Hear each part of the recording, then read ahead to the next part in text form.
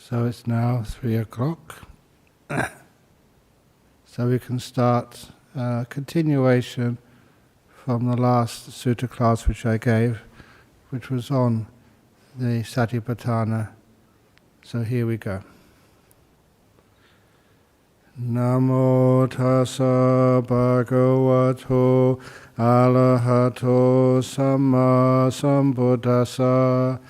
Namo tassa bhagavato arahato samma sambuddhassa. Namo tassa bhagavato arahato samma sambuddhassa. Buddhaṃ Dhammam Sangham Namasami.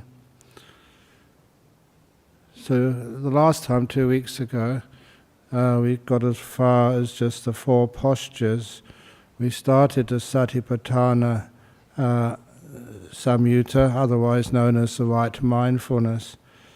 With each one of these practices, they always begin with having restrained the 5 hindrances, you abide aware of the body, energized, knowing the purpose of what you are doing, and mindful.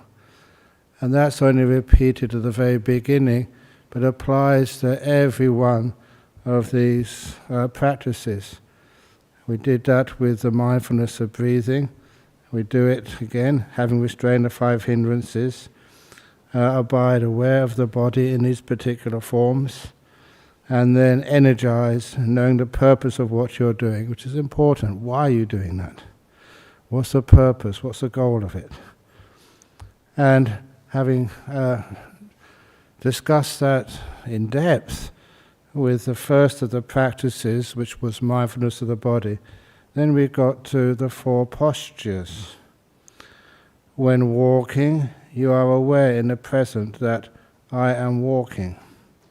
When standing, sitting or lying down, you are aware in the present that I am lying down. Thus you maintain present moment awareness of however your body is disposed. In this way you are aware of your own body, or you are aware that the bodies of others are the same nature as yours, or you abide aware of both your own and others' bodies. Or else you abide aware of what causes the arising of this thing we call body, which is again the 4 nutriments. I did mention those last time, but I'll mention them again because in each one of these mindfulness of the body, this is the instructions. Where did this body come from? What causes it? What sustains it? And of course the answer is it comes from the food, gross food, from sensory contact, from will, and from consciousness. And I always thought that was a wonderful thing to know, because this is how you are aware of what keeps this body going. And again, whenever you see someone in a vegetative condition, if they're in a hospital bed, please make sure that they're fed. Make sure that you touch them and have sensory contact. The will is up to them, and the same as the consciousness. But what we can do to keep people alive, if that's what you think you should be doing, is always to maintain that contact with them.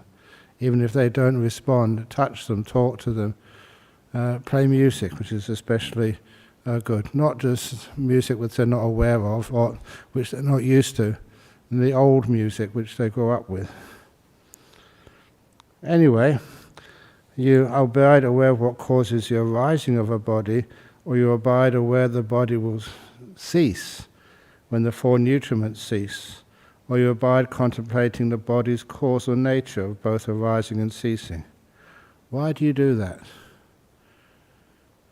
Because once you know the things have causes, and then they arise, they maintain for a while, and then when those causes disappear, so does the thing itself. This is the whole purpose of doing this Satipatthana. You see, these things aren't substantial. The greatest simile was in the Agi Vachagota Sutta, where I adapt this make it easier to understand, but the simile is pretty much the same, that a candle flame is caused by three things: the heat, the wax, and the wick. And if any one of those three things is used up, stops, ceases, then the flame ceases. The wax is all used up, the wick is all exhausted, or the heat is blown away by a wind, then the candle flame goes out. It literally, as I said in those days, it nirvanas. And this is actually the idea that even the body is only as we know it. The body with life in it is only there because of four things: the food, the sensory contact, the will, and the consciousness. When one of those four things disappears, then the body ceases. It's not a permanent entity. Or else mindfulness that it is just a body. And this particular phrase here also indicates that the meaning of mindfulness is not just awareness, it's awareness keeping things in mind. In other words, with like a memory, looking at them in an accurate, correct way. So you're mindful, it's just a body, that's all. Impermanent, suffering, and not me, not mine, not a permanent essence. And of course, I love those things. We know it's impermanent, it's unreliable, but to realize it is suffering, yeah, a lot of people, we try and get rid of that suffering. When you're young, you don't have so much suffering. When you get to my age, or those older than me, you notice it's more unreliable and more suffering. And also that it's not mine, not me, not mine. It means I cannot order my body around. It'd be great if I could tell my body, do this and do that. But it won't respond. It's beyond its means. I don't own it. I'm stuck with it. And not me, not mine, not a permanent essence, is established in you to the extent necessary for mindfulness and wisdom, essential for liberation. If ever we feel that our body or parts of our body is under our control, it can last forever, then there's no way we can find liberation from this world. And it is kind of amazing that sometimes people feel that if they could tweak the way this body works, they could live forever. And I know that I repeat myself because I give so many talks, and many of those talks are on YouTube, and you've seen and heard so many of my talks. But I still remember when I was young, there was one movie called Dracula, but it was always called The Thinking Man's Dracula. In other words, it wasn't just a horror flick, it had some meaning behind it. And the main meaning was the inner conflict of this being who could live forever as long as it never went out into the direct sunlight. And so would live in caves and go out at night time. The conflict inside of him was that he'd been there, done everything. There was nothing more to do in this world. He was kind of bored, but in a very deep level. And the conflict was, he had a choice of still living in the suffering of eternity or basically committing suicide. And eventually that he allowed himself to be lured out during the daytime so he could die. He realized that this body was suffering, no matter how fit and healthy it was. Basically, been there, done that, what is there to stimulate him? So anyway, I always remember that movie as something which was quite deep. And so if you still feel this body is forever, or you want it to be forever, then there is no mindfulness or wisdom essential for liberation. That's another way that you are mindful of the body. So this is way number 2.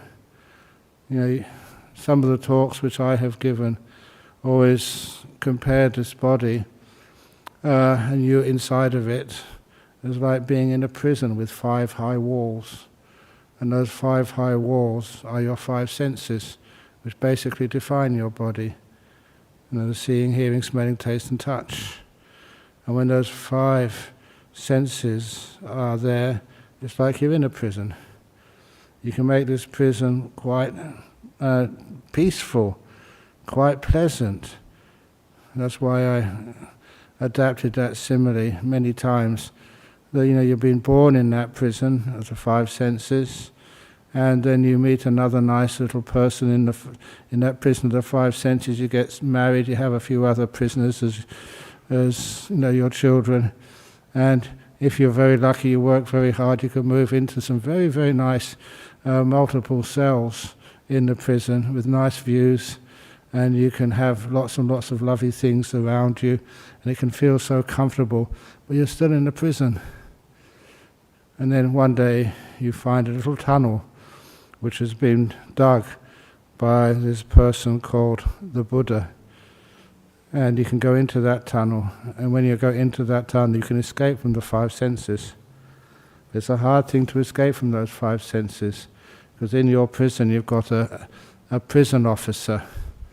He's called Will, and Will never allow you to be still enough to go into that tunnel and the Eightfold Path, and escape first of all from the 5 senses and go into the realm of the mind beyond those prison walls, which is fantastic, but then even go beyond that.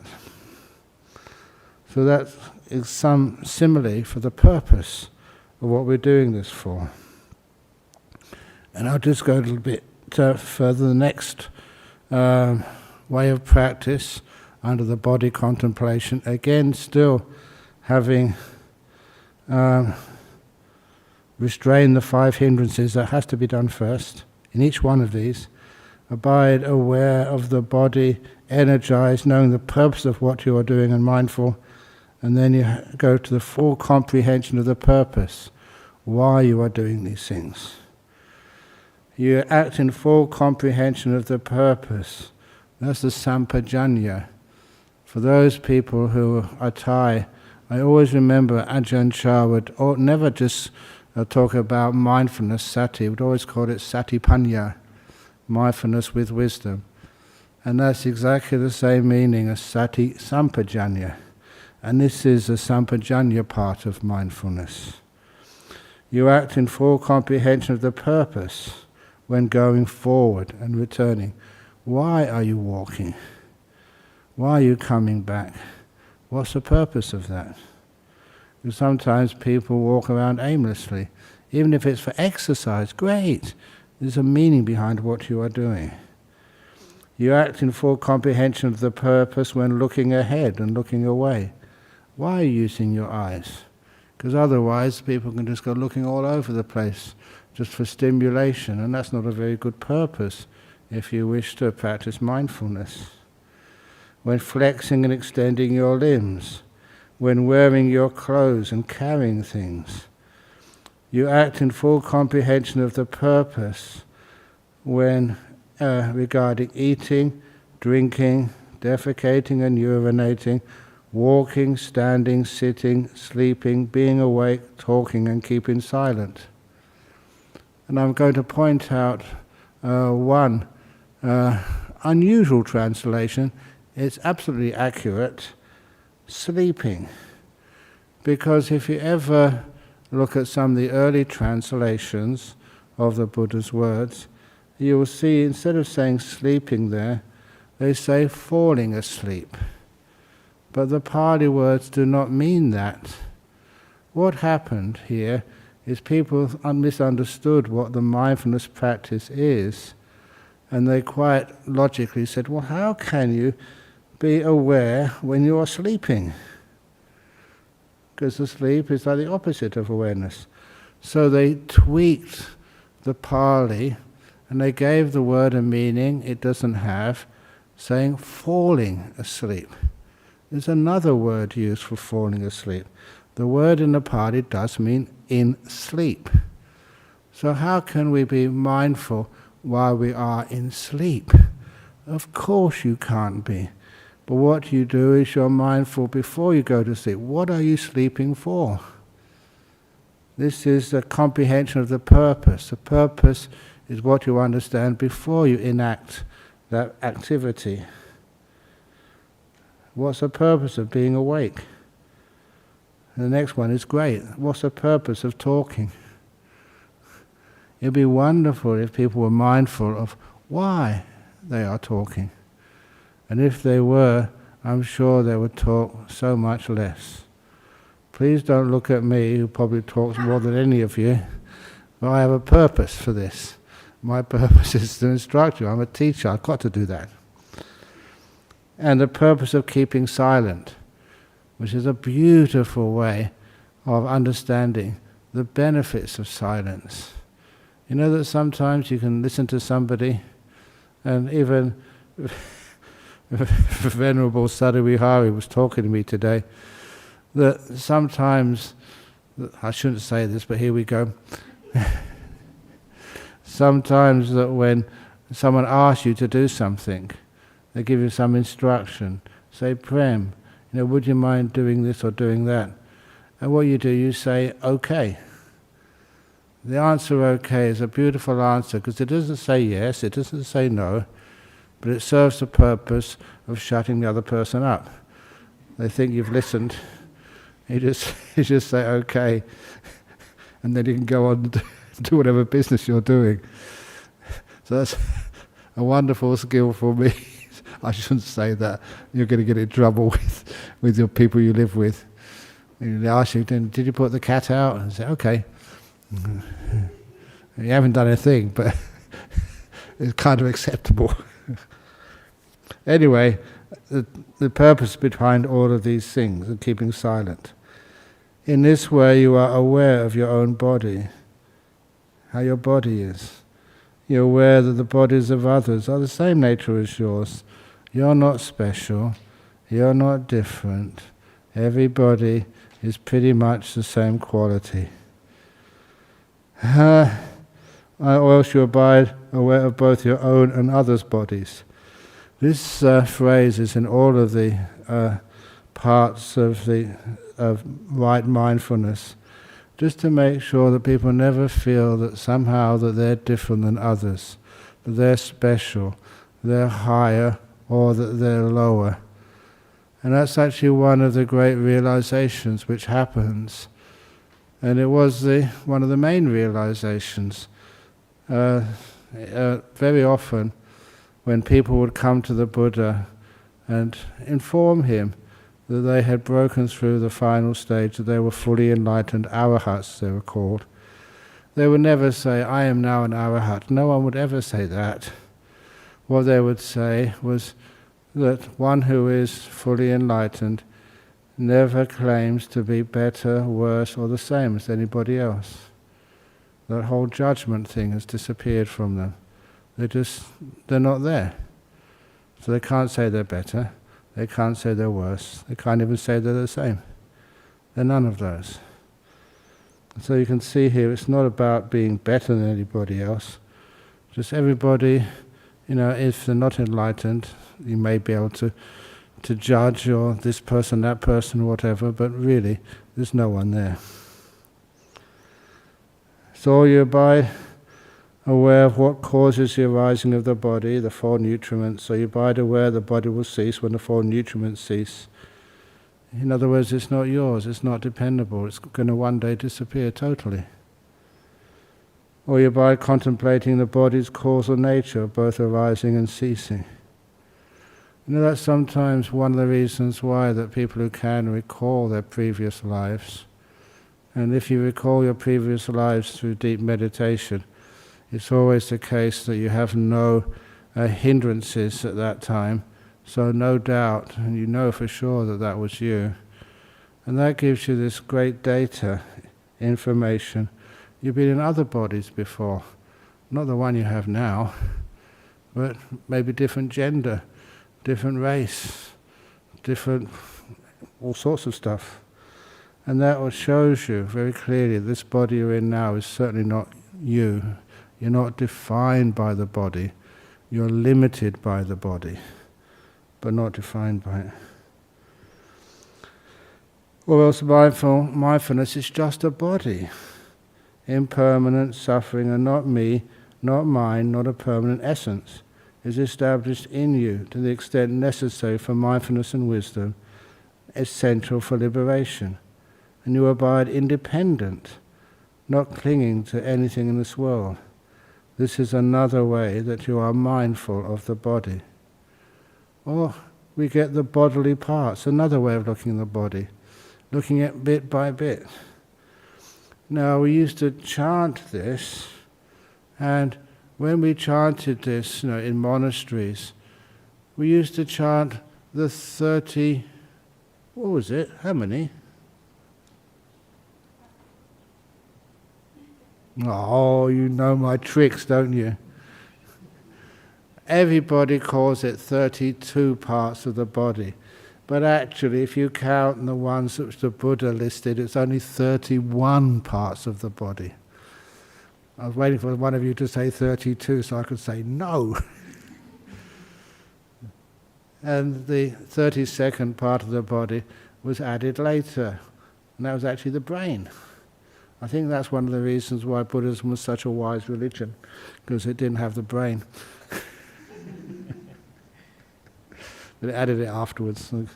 Anyway, it doesn't really matter, because if any of you have done anatomy at university or whatever, or medical school, you can split the body up into so many different parts. The 31 parts or 32 parts, that's just one way. So you view your body from head to toe, bounded by skin, as made up of many kinds of parts, blood and bones, tissues and organs, just as though were a full shopping bag with many kinds of groceries, such as bread, potatoes, fruit and vegetables. So too you review the same body as full of many parts thus. In this body there are hairs, bones, feces, and urine.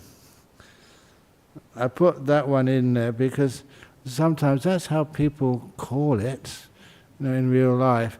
But sometimes, as a monk, sometimes I'm not allowed to say such things, or people think I'm not allowed to, and sometimes I rebel against that. As I speak, so you speak. And that's something which the Buddha actually said. He said that when you give a Dhamma talk, you should teach in the local language. The words you use, if I'm a good Buddhist and follow the great Buddha, the teacher, I have to use the words which you use.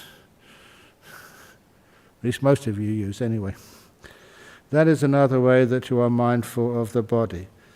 Now you may also notice there that I never mentioned 31 or 32 parts. I never listed the parts, because you can list the parts in so many different ways. So instead I put, review the body from head to toe, bounded by skin, is made up of many kinds of parts, blood and bones, tissues and organs. And instead of saying the different types of rice, which is of course what they would say, there was in some sort of shopping bag, I made it more Western. There were a full shopping bag with many kinds of groceries, such as bread, potatoes, fruit and vegetables. So you can see in this translation which I've done here that you've kept the meaning but made it more accessible for people. So we don't say different types of rice, red rice, hill rice or whatever. You make it just as you would have a shopping bag. And sometimes the reason why we do that, again with all this way, it's just ... that is another way you're mindful of the body.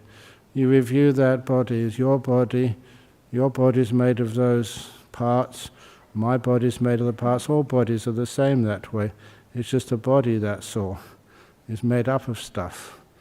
And then also that you realize that it's not me, not mine, not a self, it's just a body made up of parts. And I don't know that, I think maybe these days, maybe because of the education we have at schools, that you are permitted, to actually to see parts of bodies. I certainly remember just going to, even medical museums over in Thailand, where they had the different parts of the bodies just in jars. And of course that was very helpful to understand what a body is. So you can never look at a body and say, oh, that's very beautiful.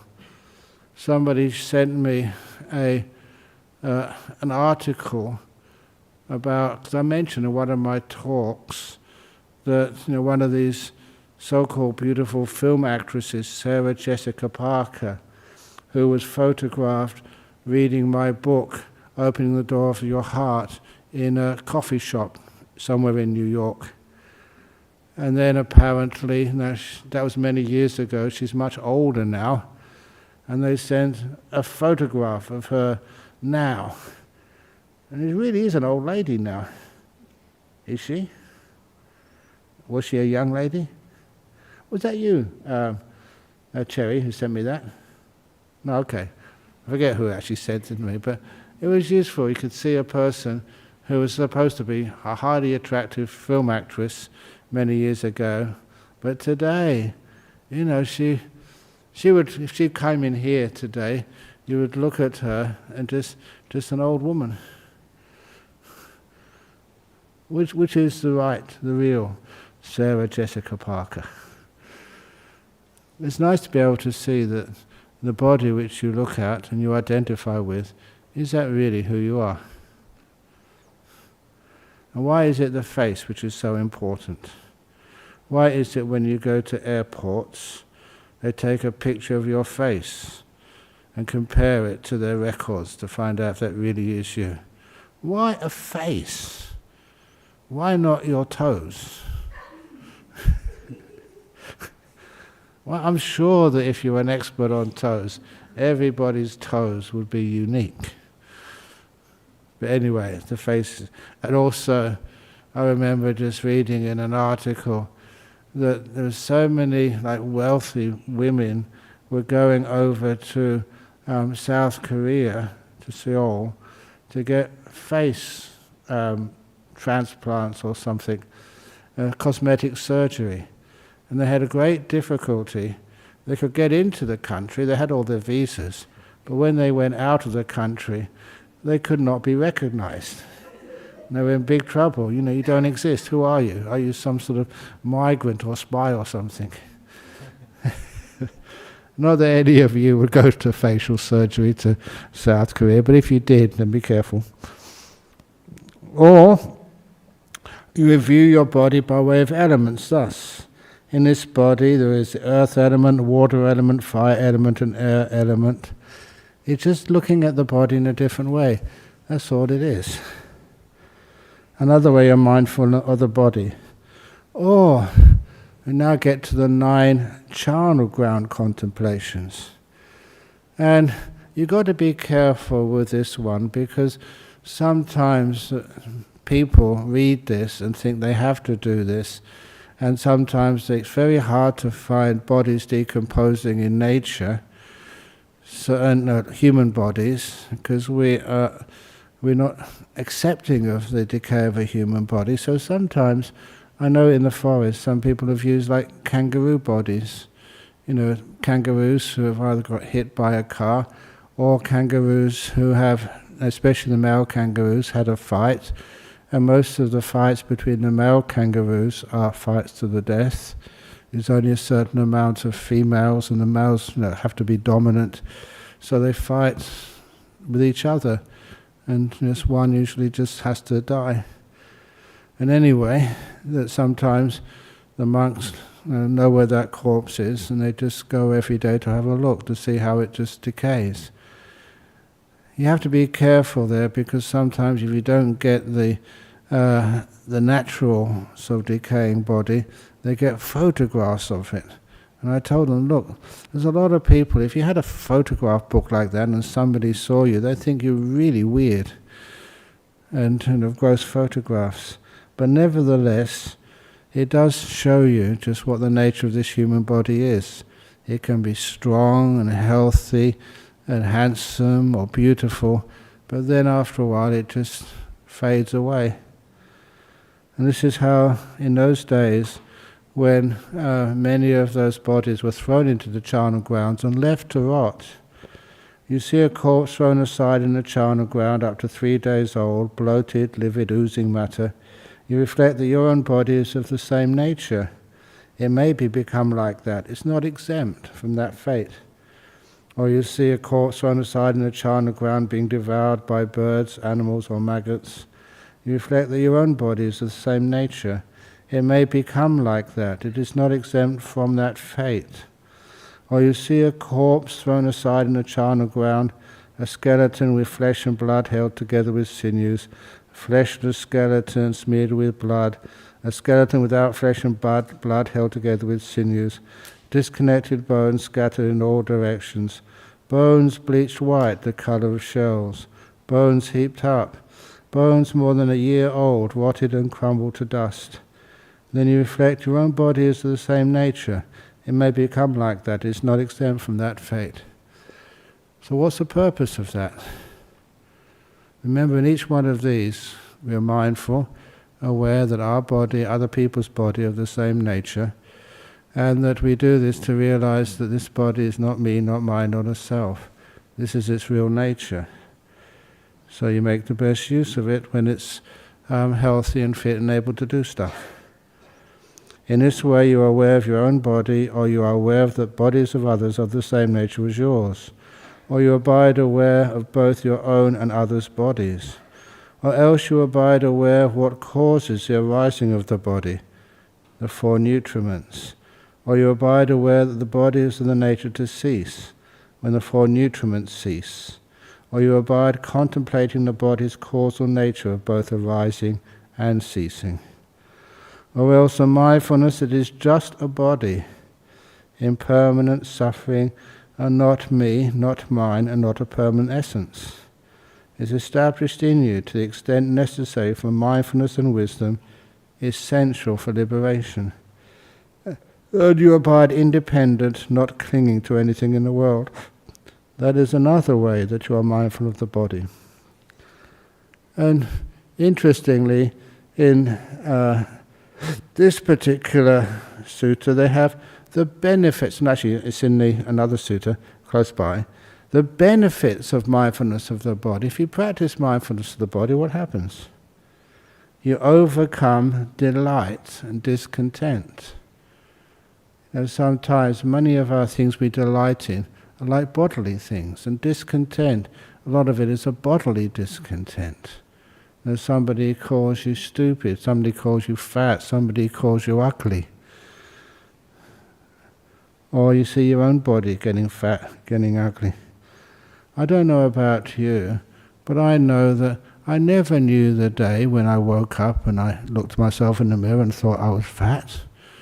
It didn't happen overnight. It happens incrementally. That one day you're old, you look in the mirror, you're old. Where did that come from? This is a problem, that these things creep up on you. And anyway, you overcome that. That's part of having a body. That's its nature. You overcome fear and dread. What are you afraid of? A lot of times people are afraid of, I'm not talking about the pain of the body now, we're talking about the destruction of the body, or the dismembering of the body, the hurting of the body. This is the fear and dread about the body about to disappear and die. I mean, how old are you now here? I'm now 72. Who here is older than 72? Yeah. So you're ahead of me on the path to death.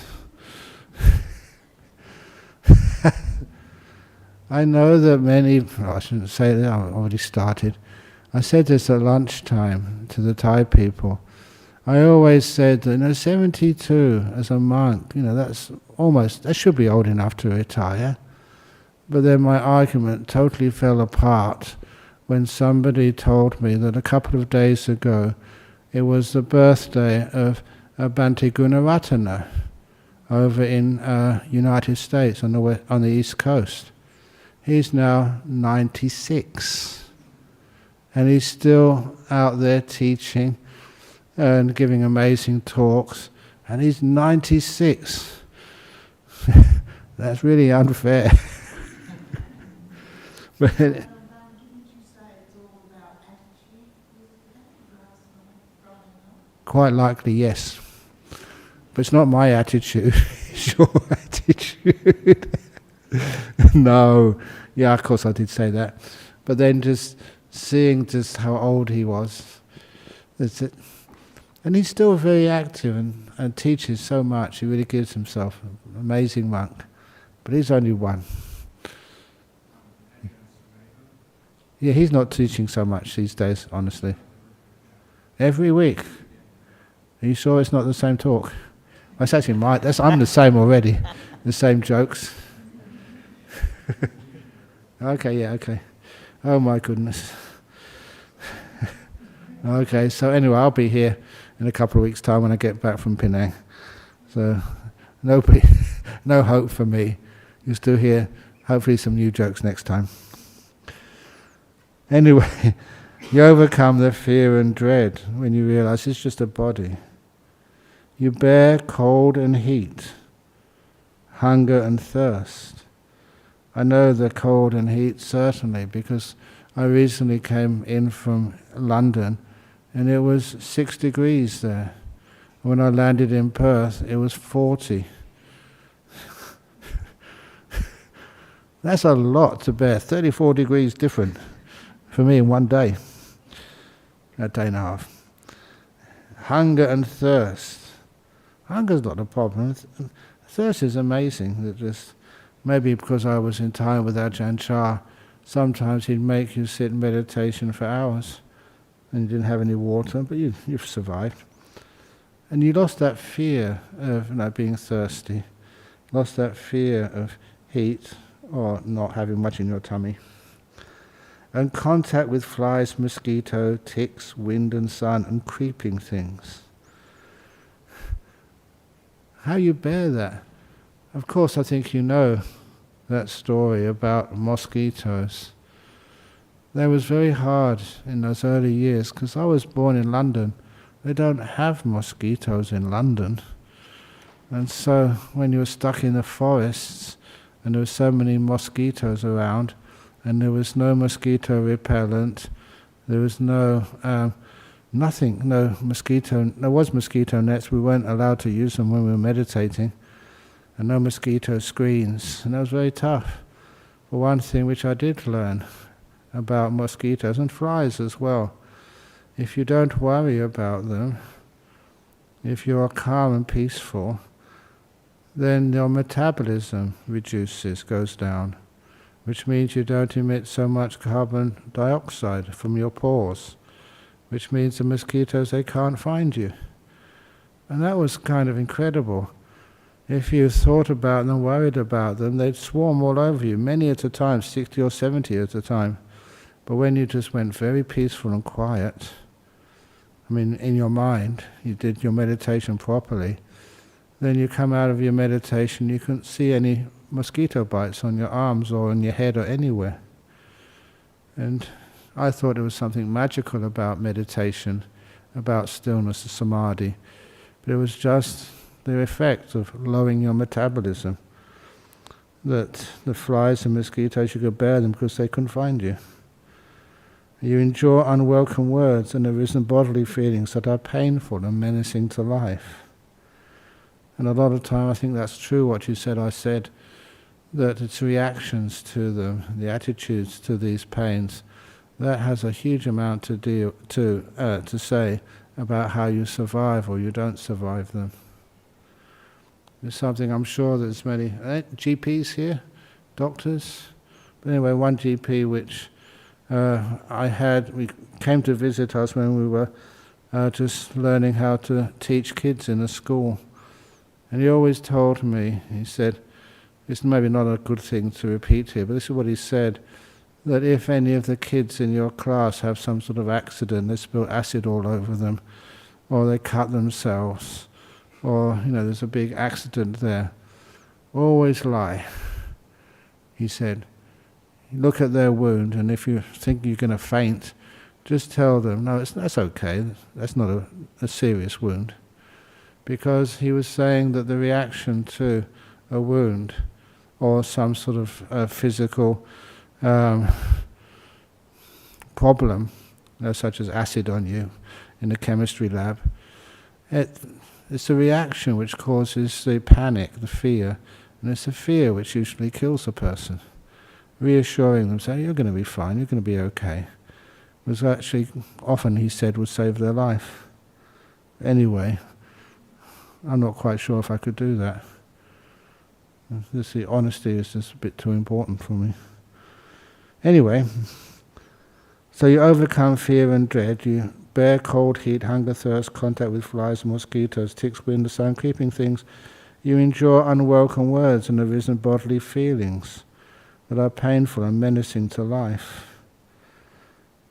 Or you experience whenever needed, without difficulty, the 4 jhanas that constitute the higher mind, the adi citta, and provide a pleasant abiding in this very life. You've heard me talk about jhanas so often, and this is a lovely thing to say, that when you practice the mindfulness of the body deeply, one of the results is it's much easier to enter the jhanas. Why? Very easy to say, that the reason is that you're not so attached, involved with the 5 senses and the body which it represents. You can let them go much more easily. You've seen through them, it's just a body, that's all. Not me, not mine, not a self. It's just the body. So it makes it easy for you to not be so concerned about it, to put it down, to let it go. And the result of letting it go is experiences 4 jhanas. Or you wield the various kinds of supernormal power. Sometimes people say, I just look around me, the people who come here today, let's be honest, how many of you are under 30? Under 40? That's called middle age. We're the young people. So sometimes if you start talking about you can wield the various kinds of power, having been one you can become many, because after Harry Potter many of the kids are really interested in those powers. They probably will never get them, but at least it's an advertising opportunity to get kids. Is that going to be true? Maybe not. But anyhow, this is what would happen. The supernormal powers, having become one, you become many, have become many, you become one. You appear and vanish. You go unhindered through a wall or through a mountain, as though through space. You dive in and out of the earth, as though it were water. You walk on water without sinking, as though it were earth. Sitting cross-legged, you can travel in space like a bird. You wield bodily mastery even as far as the Brahma world. Or with clairaudience, you hear sounds both heavenly and human, those that are far as well as near. You can read the minds of other persons, having encompassed them with your own mind, especially whether the mind is affected by one of the 5 hindrances or whether it's experienced jhana. You can recollect your past lives, even up to 100,000 births, and many eons of expanding universes, many eons of decaying universes. When I first read this, it kind of moved me, not because of all these claims, but just what they were talking about, not just one rebirth, but eons of existence. And as a theoretical physicist, that kind of blew my mind. The fact that not just talking about 1 or 2 lives, but whole eons of existence, big bangs to big whimpers or crunches, however the universe would end. And the whole time scale, it just expanded, what I could contemplate. Not just one life, but thousands of lives, in many sorts of different forms. It just, the stretch, the big picture became enormously big. There I was so named, of such a family, with such an appearance, such was my food, such my experience of pleasure and pain, such my lifetime, and passing away from there I reappeared in this other place. And there too I was so named, of such a family, such my life term, and passing away from there I reappeared here. Thus with their aspects and particulars you recollect many of your past lives. And with clairvoyance you see beings passing away and reappearing, inferior and superior, fair and ugly, fortunate and unfortunate, and one understands how beings are reborn according to their actions, karma. And by realizing for yourself, with direct experience in this very life, you enter upon and abide in the deliverance of mind and deliverance of wisdom. You're an enlightened one. Those last three, recollecting your past lives and understanding the law of karma according to your own experience of rebirth, and by realizing for yourself the deliverance of mind and wisdom, you're an enlightened one. They are called the Tevija, the three insights. And that's actually how the Buddha became enlightened, through those three insights. So it's not just mindfulness of the body. The mindfulness of the body leads to it being very easy to experience jhanas and then get the rest of these great insights. So I'll pause for questions, comments, or complaints. The 3 C's. Actually, one is a Q.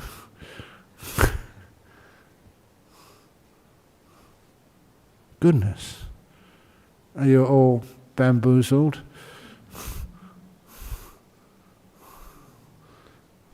Oh, you're going in there. If not, you can carry on a bit longer.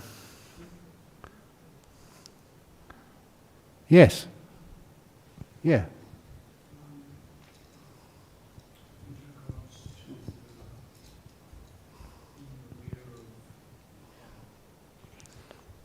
Hello?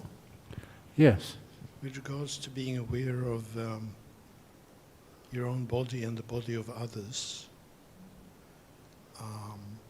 because you're aware of the body of ours with your senses, so you can't really be aware of the body of others. You can be aware of the sensory input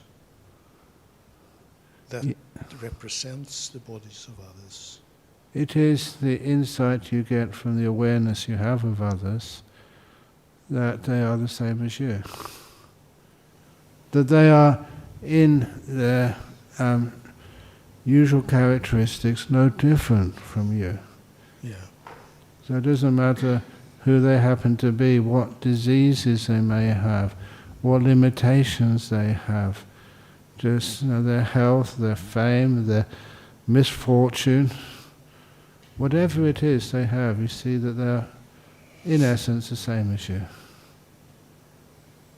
Yes, so similar. But that which you are aware of is that which your senses tell you about the outside. So are you really aware of the bodies of others when you really are aware of the sensory input that represents the bodies of others? Yes, that's what gives you the data. Yeah.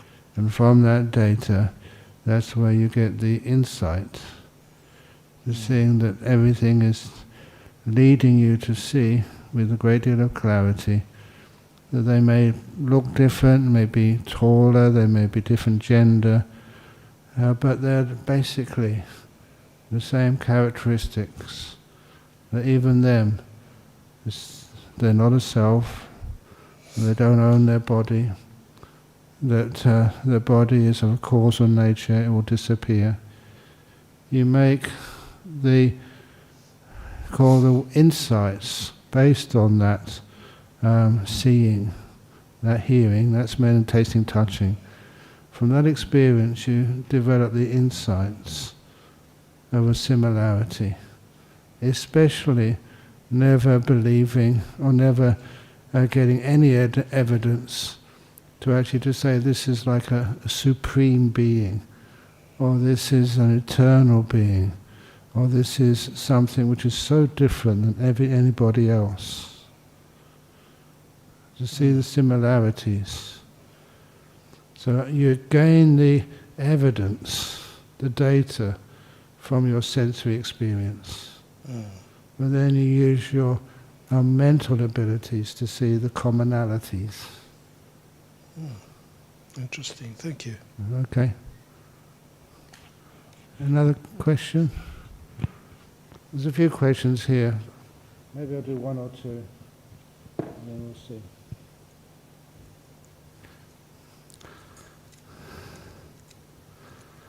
Dear Ajahn Brahm, well, this is, you have helped more people move towards peace and enlightenment than you can ever imagine. That's true.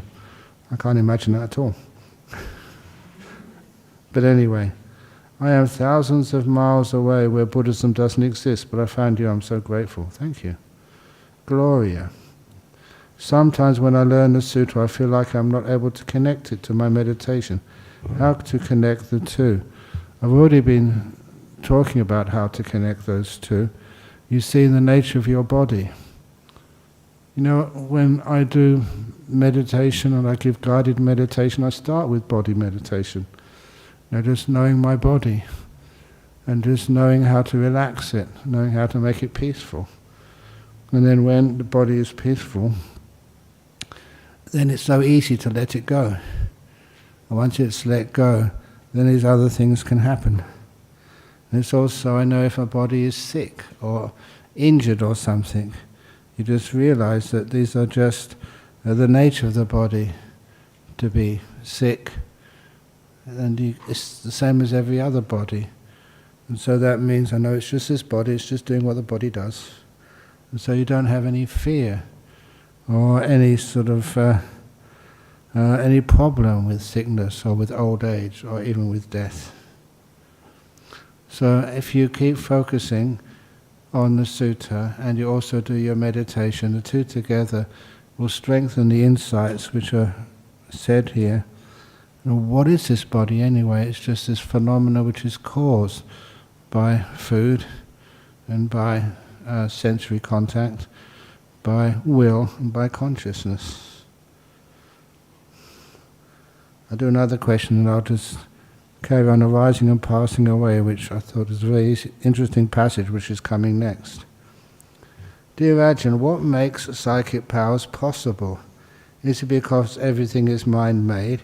Perhaps because there is nothing in the center of everything.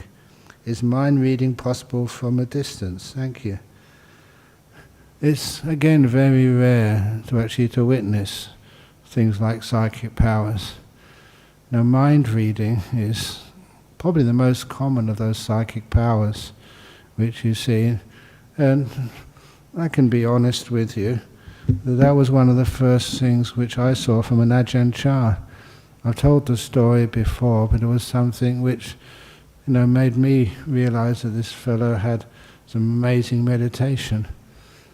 When I first went up to Wat Pah Pong, a newly ordained monk, and just we were doing some chores in the monastery, and Ajahn Chah came along and just gave me some praise, the flattery, and that flattery never made much of a difference to me. And he said I was making some nice baskets, and I looked at my basket and I said, that's almost like lying. My basket was terrible looking. It was like a flattery. But then there was another monk who was, about the same. He was like a novice at the time, and he was asking some questions of Ajahn Chah. And as he was asking some questions, through a translator, I was just overhearing, see what Ajahn Chah would answer. And his answers were nothing to do with the question which this novice asked. but it had everything to do with what I was thinking. And it was weird. And then I deliberately thought another question. And this novice asked a question totally different. It was translated into Thai. Ajahn Chah answered, and the translation came out as a very good answer to my question. I did this for 4 or 5 times. And every time I thought a question, that was the question which Ajahn Chah answered. And at the end, just to confirm, I asked this American novice, what do you think of those answers? And he said, they were crazy and they made no sense to me. And I knew why, because it was my questions I was thinking, and Ajahn Chah was answering. And that was kind of weird. It certainly convinced me that that monk had powers to read your mind.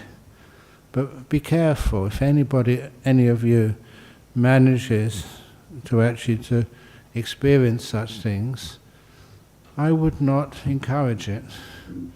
The reason is, if you're not in a position of being a teacher, reading somebody else's mind, I always consider to be an invasion of privacy.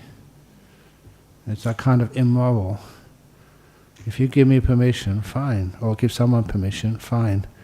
But a lot of time, it's a wrong thing to do. And the other thing is many other times of psychic powers. I think I mentioned somewhere recently, there was an Indonesian monk who I knew, who had a very strong mind, developed powers.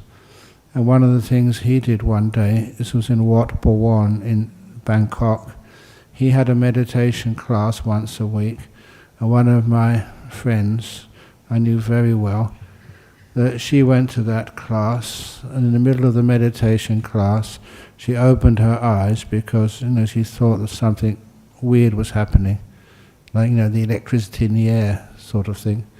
And when she opened her eyes, she saw rays of light coming out of the eyes of this monk into one of the other meditators, like laser eyes, and the real light coming out.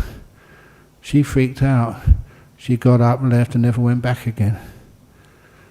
And I mention that story because a lot of times, like psychic powers, just scare you. And people say, oh no, I won't be scared. Yeah, you do get scared.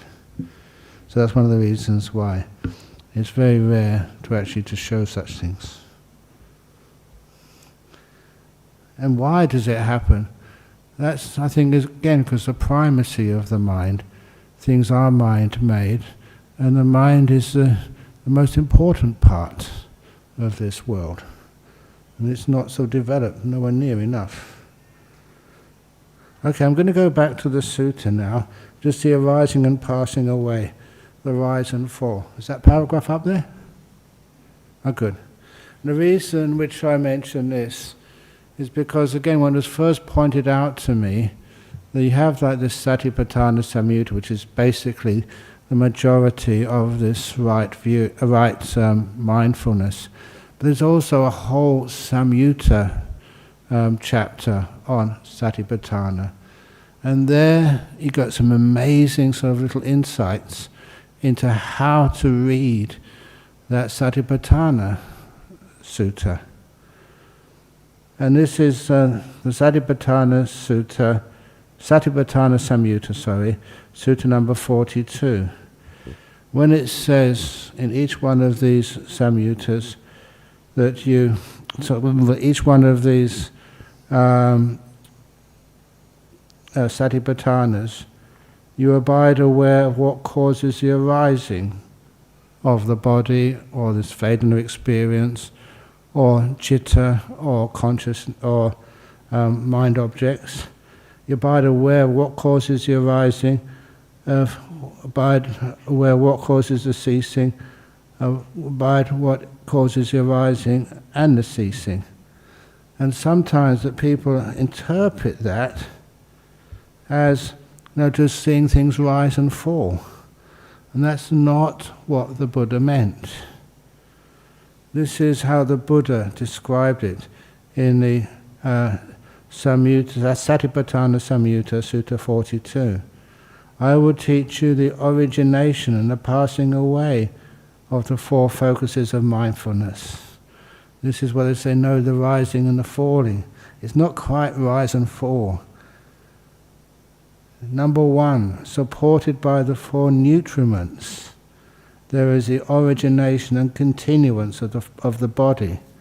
With the cessation of the four nutriments, the body ceases.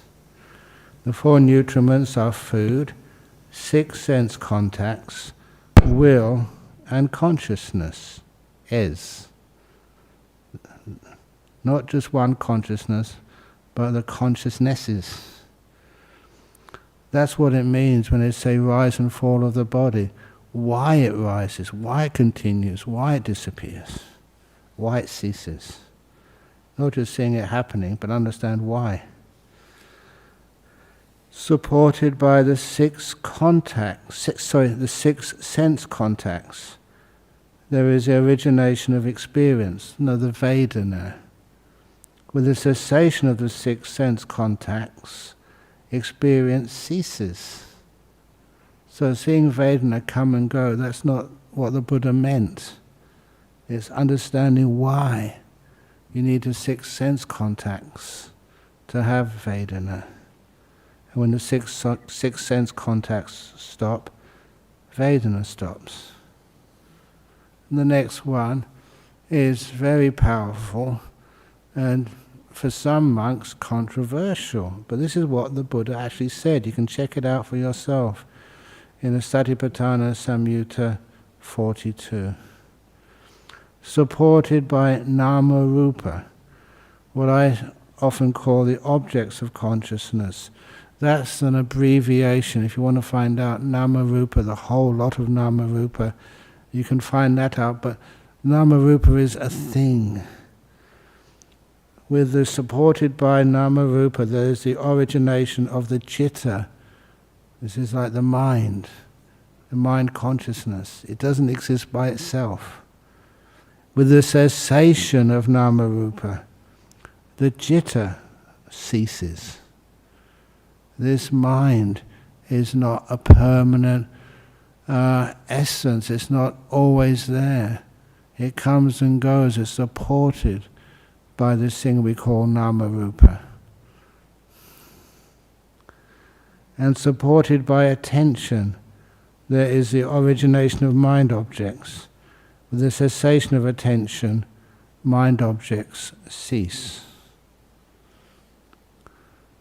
And that actually gave a totally different understanding of what Satipatthana is and what you're supposed to be doing. You don't just notice things come and go. You find out why they come, why they last, why they disappear, to prove that they really are impermanent. They don't last. Nothing does. Okay, any questions about that before I go on to the next? Yes, thank you. Yeah, with that.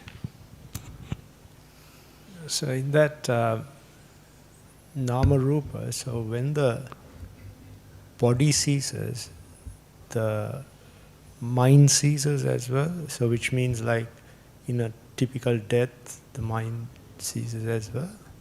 Now you took the mind, the citta, the nama rupa is much more than the body. That's one of the reasons why to call it mind objects. It's a bit of an approximation, but it's not that bad. To have like a mind, you need some object which it can be aware of. Something which supports it. It's not an independent entity. You can't just have a mind and not be aware of something.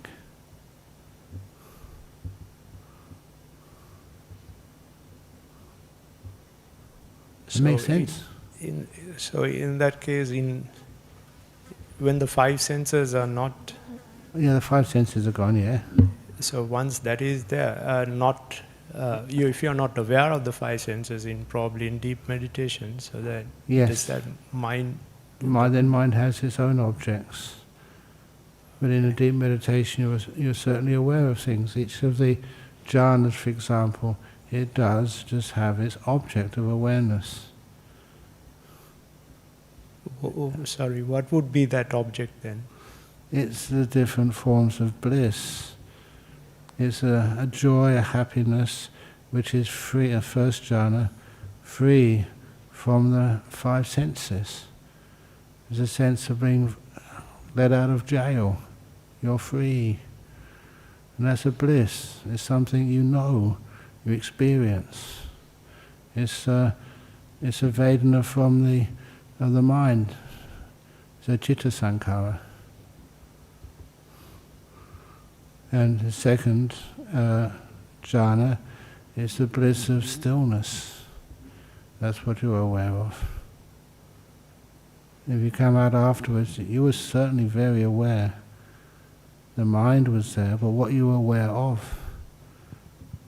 So this is where, when you emerge, if you ask that question, then you can understand what particular jhana you were staying in at the time. So the five senses have gone, but the mind is certainly there, and it has an object.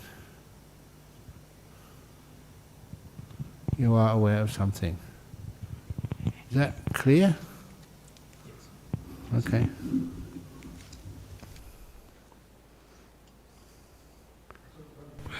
You know, the four foundations of mindfulness, that is the heart of the Buddha's teaching. I know that's for me, okay?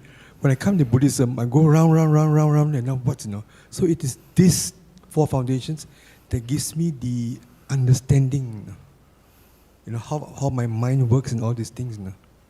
I would actually say the foundation of Buddhism is Eightfold Path. Yeah, mindfulness comes into that. Mindfulness comes in, it's part of it. Mm-hmm. But I think a problem which people do have is they focus on those four foundations of mindfulness and kind of ignore some of the other parts of the Eightfold Path. I do understand the total package, yeah. It's whole package, good. But that four foundation is a main, to me, is the main one, I find, that's how my mind works, this thing, and that helped me. Yeah, it helps, but you need the other 7 factors as well. Yeah, I understand. Thank you. Yes? Yeah. What is the attention? That's attention when you are not either just the object just fades away by itself, and so you're not paying attention to it, or you're switching your attention to something else. You're choosing to be aware of something else. Or a lot of times, that if your attention just goes to things like, the joys, the bliss of the jhanas, you take your attention away from so many other things. You're taking your attention away from the 5 senses and the 5 sense objects. You go to the mind, and little by little the attention disappears as you go deeper and deeper into things. Also, that when there is kind of stillness, that when the object doesn't move, then it vanishes. That's also attention stops. It's just the nature of the brain and the mind that it can only notice something which is changing. So that simile which I gave many years ago, going to a Zen monastery in the north of England, just having to keep my eyes open when we were meditating, and just with the eyes wide open, just noticing the wall in front of me just totally vanish. I never closed my eyes, but the wall vanished, and it vanished because it was, as far as my brain was concerned, it was boring, nothing was happening. I didn't need to process any information from it. And so that idea of the attention disappearing, sometimes because of stability, stillness. Why does the sound of the aircon vanish? because after a while you don't need to pay attention to it. Thank you. Okay, got Elle in the back there.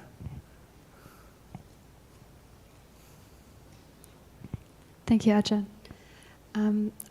I'm trying to understand these last few points, but having a bit of difficulty. So,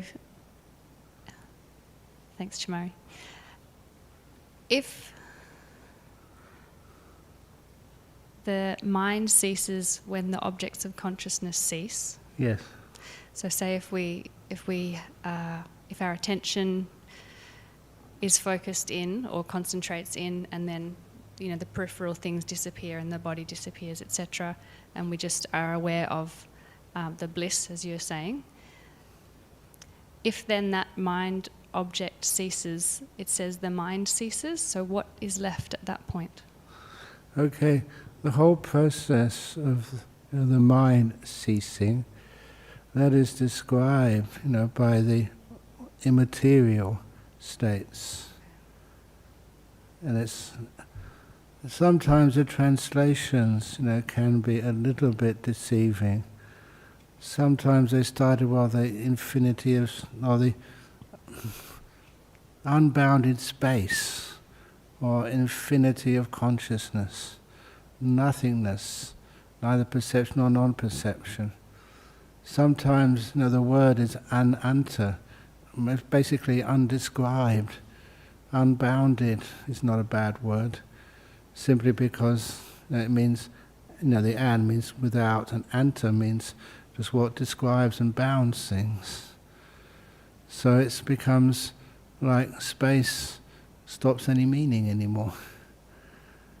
You can't, it's not part of your perception. And consciousness starts to vanish, that disappears as well. But you're aware of that. And you're aware of nothing. How can you be aware of nothing? Because you think if you're aware of nothing, that what you're aware, the aware part of the mind which can know nothing, will vanish. And eventually it does. And then you have this weird state of neither perception or non-perception. So if you look at it from this angle, from you're perceiving, but what you're experiencing is non-perception. The object vanishes first, and then the thing which knows the object vanishes. And that's where you get this state of cessation of all perception and feeling for a long time, until basically the mind turns on again. This is actually where you experience the mind ceasing. The knowing. And because the objects get much more and more refined, until the object almost vanishes first, and then the mind stops. Thank you. Does that kind of make sense? Be honest, say no. One day it may. One day it may, okay. Thank you, Ajahn. Okay. Ajahn, if everything switches off or the whole television disappears, as you once said, is that something you know later? Correct. Looking back on it? Correct, yeah. Because in each of those states of meditation, the mind is extremely powerful, and you cannot forget it. You've heard me say before, it'd be great if you could invent a word which is the same or has similar meanings to trauma, but there's no negativity to it. Trauma is usually associated with some unforgettable negative experience, which you can't forget. And there's the opposite of that, unforgettable positive experience, which is not sort of negative at all, but still has the same powerful imprint on the mind. And any time that you experience a real jhana, because the five hindrances are not active at that time, it's so easy to recall.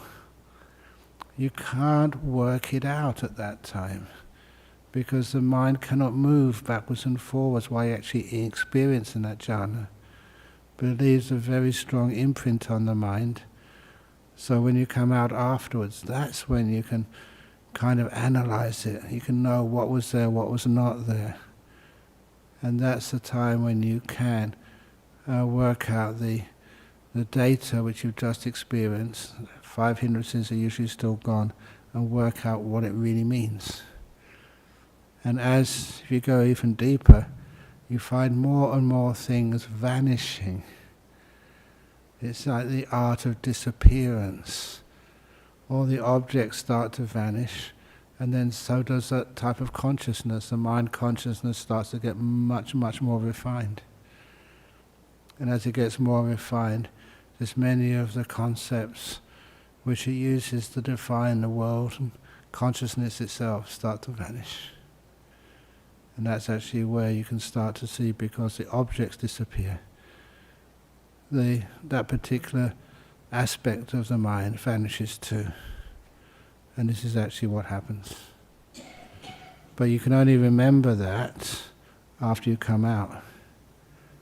While you're inside of there, you're perfectly aware, but you can't do anything. You don't have to exercise memory. You can remember those things, you can't forget them. Okay, hopefully it makes sense. Okay. Eddie's got his hand up first, yeah? Ajahn Brahm, you said the object vanishes first, okay? Yeah. So you're probably right, okay?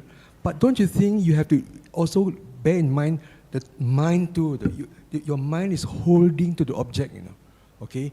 And then if it's mind, if object vanishes, it goes hand in hand. I would say, you know, this mind and object and involves our feeling too, you know, okay? Yeah, but this so don't you think it's when the feeling vanishes, then the whole thing is gone? These are talking about the arupas. It's a very deep meditations, you know, which come after the 4th jhana. This is far more refined. So anyway, Lee had a question.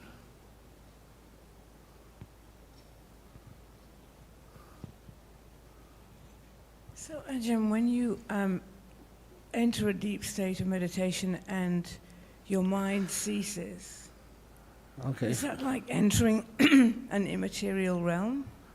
If your mind actually ceases, it's deeper than the immaterial realms. This is a cessation of perception and consciousness. At that point, there's nothing there. So when you recall those experiences you come out, you recall, you know, great periods of time vanishing, but then what was before and what was after was those 4th immaterial attainment. That's how you know it wasn't just unconsciousness, it was cessation. And you know, you can only go to those states by going through the jhanas, and the 4th jhana in particular. Perfect. 4th jhana is the perfect mindfulness. Very still, very mindful. If you stay there long enough, it will happen automatically. Nothing is moving, and things will vanish. That simile of the 1,000-petal lotus was a very beautiful, wonderful simile. It brings it down to earth, sort of. This is what happens. That lotus is out under the sun of mindfulness and kindness. And it's not something you do, it's something which has been established. And it opens up by itself. You can't make any decision, I'm in 4th jhana now I'll go into the immaterials. There's even any thought like that is impossible. It's way too still. I don't know why we're going into this, because we're supposed to be talking about mindfulness of the body.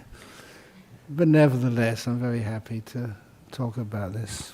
I was just wondering what would bring you back then? That's an excellent question.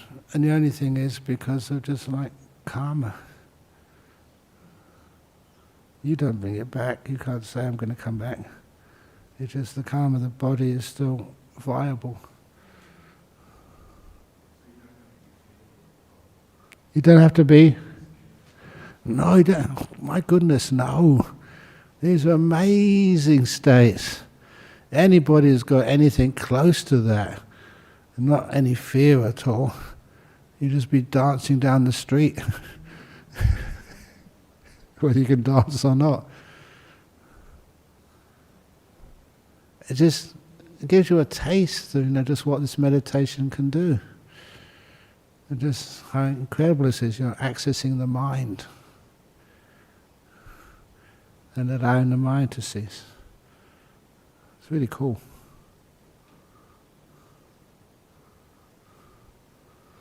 Any other comments or questions? I'll carry on with this because it's 4:20 and I know that I'm not going to be teaching again till, what's it called? You okay? Not till January. So we're just going to go through very quickly, because it is very quick, mindfulness of experience and mindfulness of citta. How are you mindful of experience? This is back on the Satipatthana. Instead of calling Vedana feeling, which has all sorts of other meanings, I prefer to call it experience. There's three main types of experience with each one of the senses, the pleasant, the unpleasant, and in between. When feeling a pleasant experience, you are mindful that you feel a pleasant experience. An unpleasant experience, you are mindful you feel an unpleasant experience. When feeling a neutral experience, you are mindful that you're feeling a neutral experience. So you understand that these experiences, Vedana, you see that happening, that now it's pleasant, now it's unpleasant, now it's in between. But now they have other types of feelings. When feeling a worldly pleasant experience, a worldly unpleasant experience, or a worldly neutral experience, you are mindful you feel such a worldly unpleasant experience. When feeling an unworldly pleasant experience, an unworldly unpleasant experience, or an unworldly neutral experience, you are mindful that you feel such an unworldly pleasant, unpleasant, or neutral experience. In this way you're aware of your own experience, or you're aware that the experience of others is the same nature as yours, or you're aware, you abide mindful of both your own and others' experience, or else you abide aware of what causes the arising of experience. And that's in a sensory contact. You abide that experience is of the nature to cease when sensory contact ceases. We abide contemplating experience's causal nature of both arising and ceasing, or mindfulness that is just experience, impermanent suffering, not me, not mine, not a permanent essence, is established in you to the extent necessary for mindfulness and wisdom, essential for liberation, and you abide independent, not clinging to anything in the world. That is how a meditator abides mindful of experience. So, first of all, you realize that these experiences of Vedana, which you experience, is out of control. You experience a pleasant, unpleasant, or in-between experience. And as some other person once says, that pleasant experience is just the space between two unpleasant experiences, and an unpleasant experience is the space between two pleasant experiences. Pleasant is a space between two unpleasant. Did I get that the right way around? Anyway, you can understand you can't have one without the other. So even in extreme places like Auschwitz, people would tell jokes and laugh. When I first read that, from people who were there and survived, I thought, that's incredible. But they can always have happiness in all sorts of different areas of life. And you always see that. So you can't have unremitting, unpleasant experience. It can last for a long time. But you have the different types of experience, the worldly and unworldly. And the worldly pleasant experience is what many of you know, but the unworldly stuff is the inspirational stuff. Number one, when, like, just last night I went off to a Vietnamese Hearts, they called it, group, raising money for the Perth Children's Hospital. And at the last I heard, they raised 450,000. Just in a group of ordinary people having a dinner and just charity and just making donations. It's incredible just what they did. To me that inspires me. That is not worldly. That's unworldly pleasant experience. So you have to make the difference between the two of them. And as far as the path is concerned, the unworldly pleasant experience is not to be feared. Feared. You can indulge in that. Of course, the other unworldly pleasant experience is, as you know, the jhanas and the great insights. It's a pleasant path. Okay, I thought... Okay. Now, mindfulness of the citta, of the mind. Many people feel they can practice this, but what does it actually mean? How are you mindful of the citta? Straight away it says you understand a mind that is affected by wanting as such, and a mind that is unaffected by wanting as such. He's changed the language here, not to being aware of a mind affected by wanting, because if you have wanting, you're not really that mindful. The mindfulness is lessened by the power of wanting. But you understand. You understand a mind that is affected by aversion as such, a mind that is unaffected by aversion as such. You understand a mind that is affected by delusion as such, and the mind that is unaffected by delusion as such. You understand the contracted mind is contracted because of dullness and drowsiness, the third hindrance. And distracted mind is distracted because of restlessness and remorse. These are minds with either the three defilements or the five hindrances. They don't say doubt, because how can you understand a mind with doubt?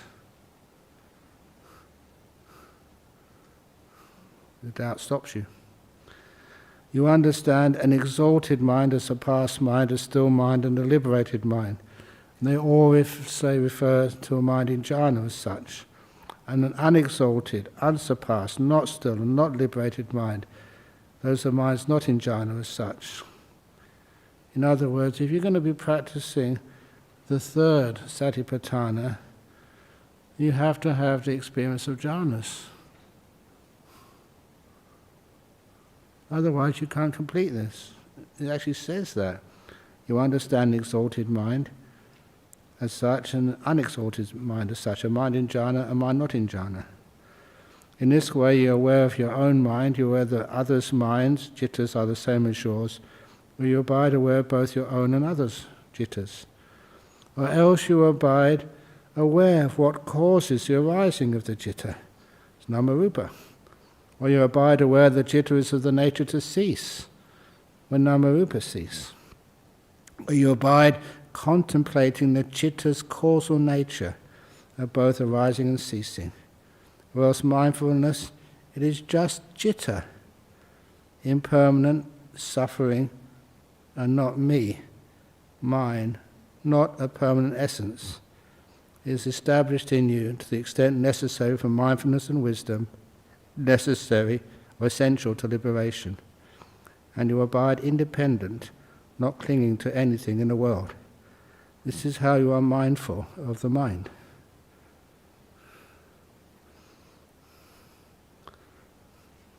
And I kind of like that one. As Eddie said, this satipatthana is really important. But you can't really do the third satipatthana if you haven't had any experience of jhanas. You haven't got the data to focus on and to contemplate. Please, if you disagree with some of the translations, please have a look it up for yourself. These are pretty accurate translations. Okay. I'll do one more question from here. Are new minds arising all the time? Can a new mind only form in Kamaloka or other spheres of existence as well? With metta. I don't know why that question is answered, because the Buddha actually does say yes.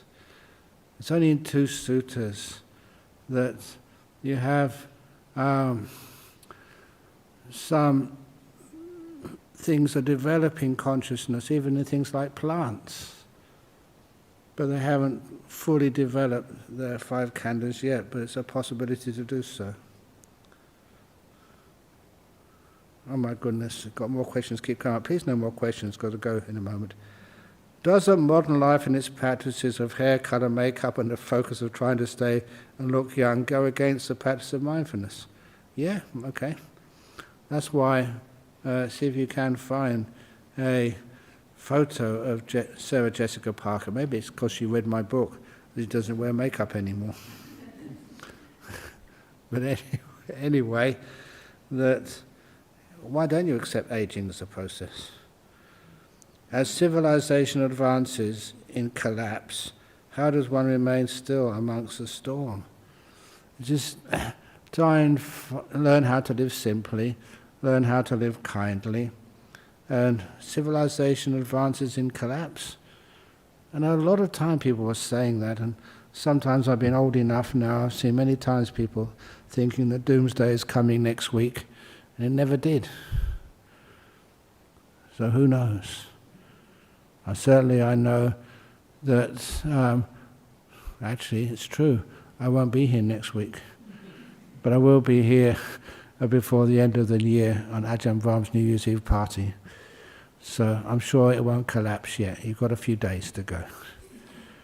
So thank you all for listening. Sadhu, sadhu, sadhu. Okay, now I'm going to bow 3 times, and then we see what happens next.